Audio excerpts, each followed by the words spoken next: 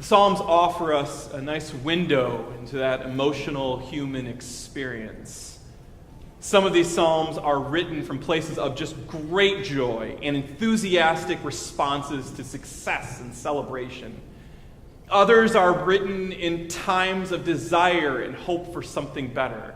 Things may be difficult, but there's going to be something better, and God, please bring it to us. And then we see Psalms like this one that are beyond the hoping stage.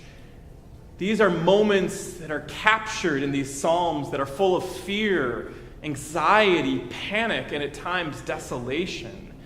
And I admit, they are much more difficult to dwell on, though I believe they're possibly more empathetically understood than those unrealistic praise hymns that seem to get a lot more airplay on Sunday mornings. It's not just us. I especially look at some of our neighboring congregations, churches that will have so much praise on Sunday and will focus on the other psalms and words of praise. And can we really blame those worship leaders or pastors and theologians who spend so much, the bulk of their time, in guided conversations with God through texts that seem to spend an inordinate amount of airplay on ecstatic displays of thanksgiving, rather than painful cries of longing and frustration? It is much easier, especially from this place, in a very shallow way, to make an attractive worship service that accentuates the positive and glosses over the negative. We Protestants have a funny way of doing that on one hand and ignoring it on another. For the past 500 years, we have emphasized an empty cross, saying, let's not dwell on the pain and the death of Jesus Christ. Let us see the joyful resurrection, while some of our other denominational brothers and sisters will have a crucifix with Christ who is still suffering. And yet, our same Reformed traditions are the types who don't like to have fun. And we have removed all joy from our Protestant traditions. We don't dance, we don't drink, we don't sing anything outside of a minor tone, or at least our brothers and sisters in the past haven't. Instead, we've watched and judged those Catholics with their crucifixes, playing bingo and drinking wine across the street. And for my particular Presbyterian denomination, the Frozen Chosen, we pride ourselves on being joyful in the shortness of this life. God has called us to demonstrate our Protestant work ethic. We are called to toil, to labor, and to die, praise be to God. And that seems to be where we've left our joy. We're not doing a very good job of that then either. And as a response, we've watched the church then fly to the other side and stick with only positive responses. It's difficult for me to land at any of those places, because that's not what we're seeing in this particular psalm and in a slew of other psalms.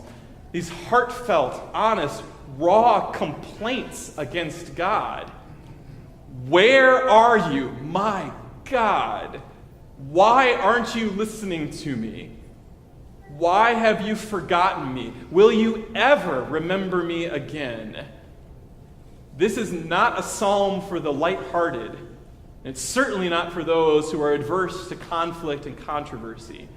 And it's definitely not a psalm for all of us passive-aggressive Midwesterners who would prefer to snipe and to gossip and denigrate behind closed doors rather than have an unpolite conversation where we actually approach someone who's hurt us, where we actually invite controversy, where we show our heart on our sleeves. We would much rather have ourselves all put together, to walk into church as though we've had a perfect week and nothing bad has happened to us or to our neighbors, to pretend that our marriages are absolutely thriving and we have no fights whatsoever, that our children are all honor students, that they are doing everything they're supposed to do and we have nothing to complain about. We seem to like to do that on Sunday mornings. No, the psalmist here is encouraging us to make a scene. It's a text that begins with saying, "Why do you hate me?" And I would love to do that at times to church members, neighbors, family members, friends, just to walk right up to them and say, "Why is it you hate me so much?" And like the psalmist, before they get a chance to respond, to say, is it something I've done? Oh my God, why have you abandoned me? Why have you thrown away our friendship, our ministry together, our nation? What have you done? Because I'd love to see a response from any one of you if that's how I began a visit to your house. And I don't know how Thanksgiving would go if we did that with our families, or if we did that with our neighbors. Rather than waiting for a response, though, that's what the author does, throwing out increasingly anxious moments of frustration. How long? How long? How long? How long? The psalmist says it 4 times in rapid succession, and then says, my God. And here we translate it in the very nice, O Lord, my God. Well, here in the Hebrew, this salutation is far from formal. It is much more angry, and it has a bit of sarcasm and spite in it. My God, why would you do that to me? My kids now ride their bikes, and they're past this stage, but the most memorable moment for me that encapsulates parenthood, I think, is teaching them to ride a bike and having them fall off that first time you let go of the seat, and they go down and they're hurt, and they look up at you and say, my God, why would you do that to me? I've watched other neighborhood children do the same thing to their parents, this shared experience we all have of not only letting our children down, but physically causing them harm in order to teach them to ride a two-wheeler. We've all been there, and we've all seen that look. That's the look the psalmist has on his face as he cries out to God, how long is it going to be before you make things right? And in particular, I find we need to dwell there a little bit longer. My God, it's been a long week. We've seen violence perpetrated against one another for political ideologies, using weapons of destruction and violence. My God, how long will it be before we have a week where we don't see someone shoot another person? My God, how long will it be before we see families that don't break up? Before we don't see people who abandon one another where there once was love and now there is only hate? My God, when will we be done with that? And my God, when will we actually live in a society where we don't have to ask if things are just or unjust? Many of you know that I'm a police chaplain here in town, and I am not trying to speak for our East Lansing Police Department, but I will say in private, hearing the conversations from our officers here and then throughout the country, as we watch the verdict in Minnesota, officers are saying, my God, how did we get here? Because no matter what happens, we're still going to have mistrust. We still have a young black man shot, and families afterwards asking, my God, is anything going to get better? Is there going to be any type of punishment? Is there going to be a kind of hope? Is this the last time it will happen? How long, God? Until we have a week where we don't think about things like this. My God, how long will it be before we have to stop talking about sexuality from the pulpit? Because how long will it be before the gay couple doesn't have to worry about walking into a church and explaining themselves? My God, how long will it be that all of us have to look around and wonder, are things going to get better? How long, my God, will it be before we see some type of justice? I'm sorry, folks, but I'm not to verse 5 and verse 6 yet. It is challenging to look around and think that things are not quite what they should be. Not just because of what I think and what I want there to be in the world, but because of what I've heard God promise.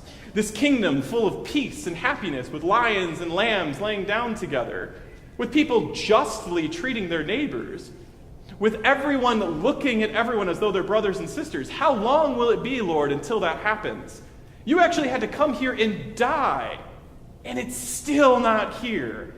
How long, my God, will it be before we see something better? Do we have permission in our spiritual lives to utter such complaints against God?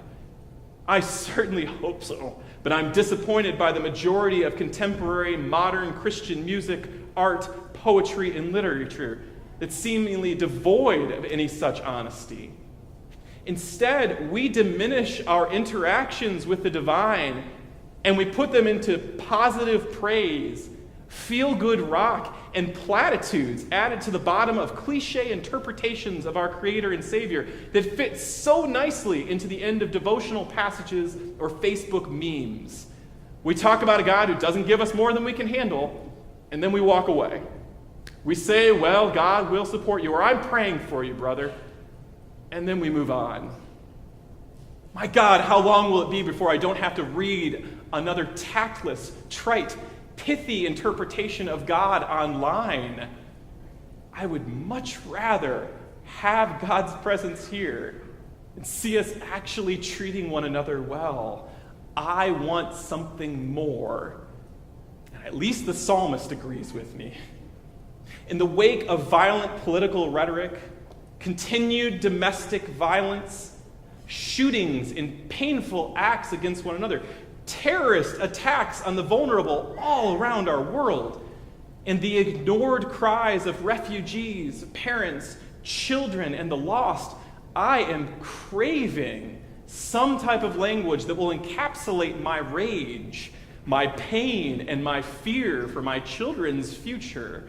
My God, how long will you be silent?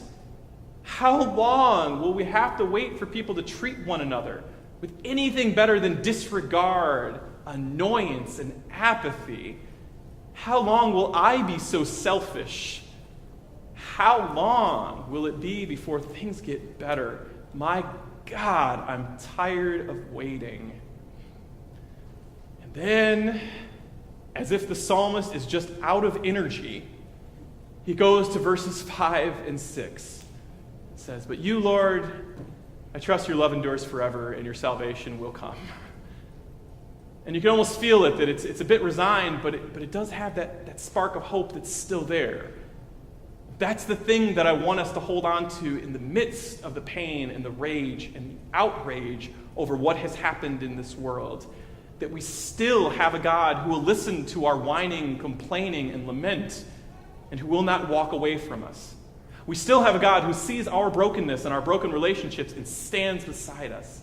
We still have a God who recognizes this injustice that we've created, but continues to tell us, my kingdom will come. I promise you. Problem is, I'm not quite there yet. And I want to be. And I want all of us in our evangelical nature to be able to get to verses 5 and 6 with our neighbors. But I'm not sure the world around us is quite there yet either. And so what I'm asking all of you to do alongside me and our neighbors and the psalmist here thousands of years ago is to create a space for people to be able to cry out, my God, how long? Some people still need to lament before they can be at rest. Some people still need to be angry before they can experience comfort. Some people need more than cliches about God. Some need us as professing Christians to be honest, to create space, and still proclaim a Jesus who lived, died, and was resurrected for us. We can say that in the midst of the pain. Jesus died on behalf of those who are lamenting. Jesus died on behalf of those who had experienced no justice. Jesus died on behalf of those women who were cast aside, of the poor who were given no voice, of the refugees who were clamoring for a better life. Jesus didn't die just for those who were faithful. He died for those who didn't believe yet and don't know when they ever will. God will not drive us away. There is hope that we will continue to be a people, regardless of how much we cry out, a people who are loved and held fast, and we need to somehow create that space then so that we are allowed to cry out, just as we are given comfort once again. As we go into this week for Vacation Bible School, I constantly wonder, how much are we trying to teach our children that glosses over the reality of our faith? Let us not be afraid to demonstrate to our children, our grandchildren, our parents, and our grandparents the fears that we have, the pain that we have, the fights that we endure, and our unwillingness to accept the world around us as it is. Instead, Let us teach them that this is not God's way. This is not God's love enduring forever. God's love is for all people to be welcomed. God's love is for all people to be forgiven. God's love is not for us to have to explain why bad things happen. God's love is for a kingdom when those bad things will not happen any longer. Praise be to God, that day is coming. Let us pray together then that it comes soon.